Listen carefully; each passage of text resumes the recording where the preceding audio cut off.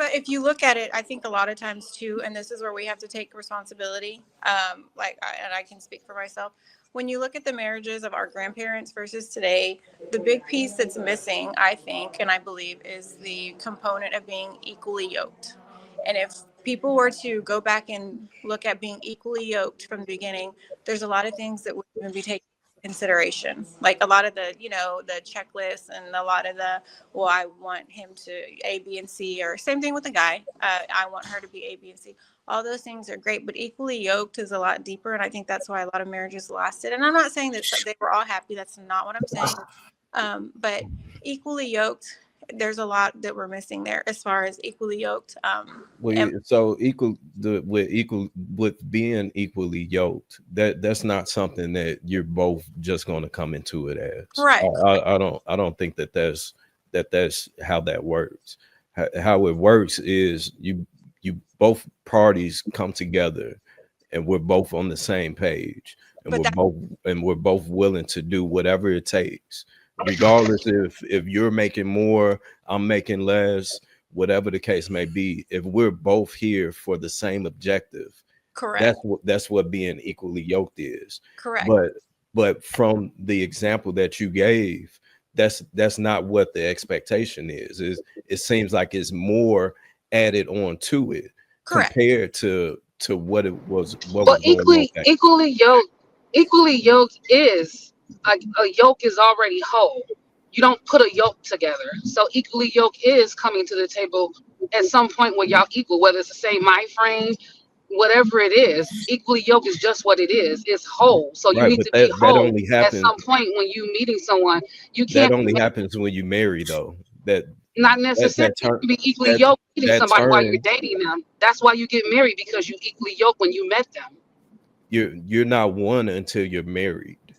So that's when you become equally yoked. No, that's not. You become one when you're married. Equally yoked is two different entities from being one and being equally yoked. Yoked is coming whole. It's whole.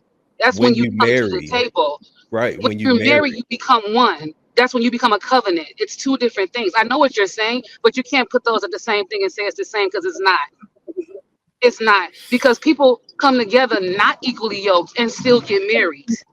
And they become one. You can become one and not be equally yoked. So don't put that in the same bucket, because it's not the same.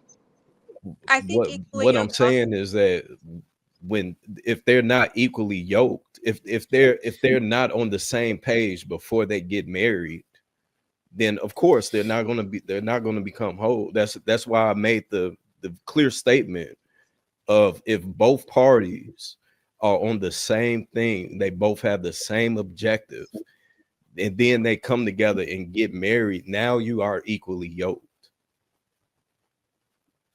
I think part of being equally yoked also is saying, before you look at the superficial stuff, is for a woman, for example, at my age would be, okay, do I want to be a wife? So if the answer is yes, okay, I proceed. What do I see myself as a wife being? And then I would have to answer that question, whatever, a wife looks like. And am I able to be a helpmate? Am I able to be a sound body myself? Like, am I healthy? Am I in the right place?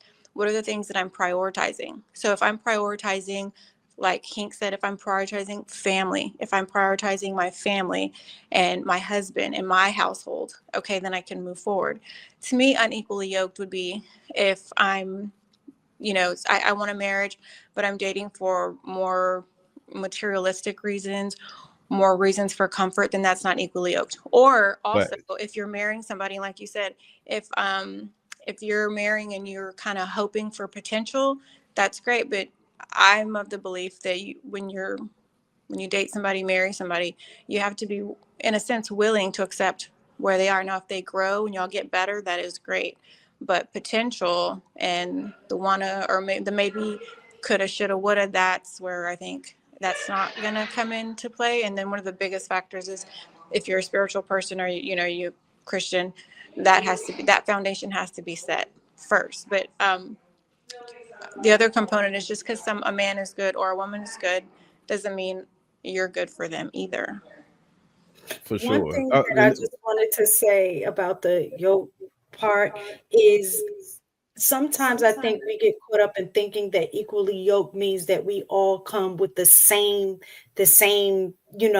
attributes, the same things in order to be on the same page. But it is And a we don't. level of being well aligned, right?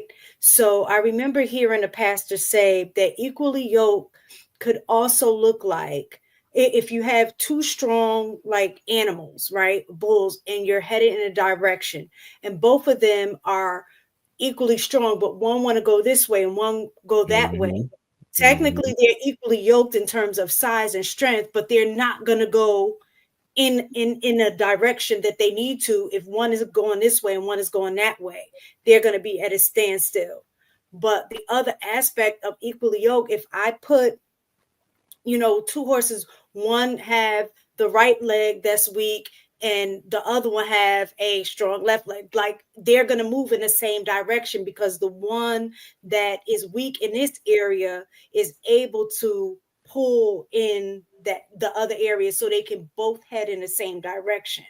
So in that, having that mindset, that means you're going to meet people, you're going to meet your mate that y'all may not be equally yoked. If you have that mindset of saying, oh, we don't have this, we don't have that, both of us are not on the same page about this, but not seeing that one person's weakness is the other person's strength, which will then help move y'all in a direction. Like me and my husband are not of the same religion, but I learned from him, I can pull from him, and vice versa, he pulls from me. And so we both have these things that we can both pour into our children and make our children even better. So it's about finding the alignment and seeing like, okay, if they're weak in all areas and you strong in all areas, that still may not be equally yoked, because you're going to be dragging the other person along. And I agree. So it's about the balance. I agree. To give you a simple example, my grandmother was the one with the high school education, which was rare for them back then. My grandfather could only read at a 3rd or 4th grade reading level. Now, if you look at today, a lot of times you'll say, we have the terms high value, whatever you want to say. A woman wants a man 6 figures, blah, blah, or makes what I make or whatever. Well, if I look, I just kind of compare it to my grandparents' marriage. She was the reader. He could only read till 3rd grade. But like you said, what was his strength? He was a hard worker. So he worked at a plant for 40 years. They didn't have all the, like the mass that they do now. But this man went to work 6 days a week. She didn't work. She was a homemaker.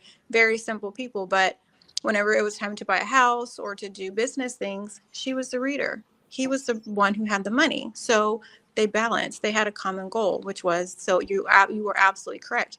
Today, if you ask somebody, most people, would you date somebody that couldn't read?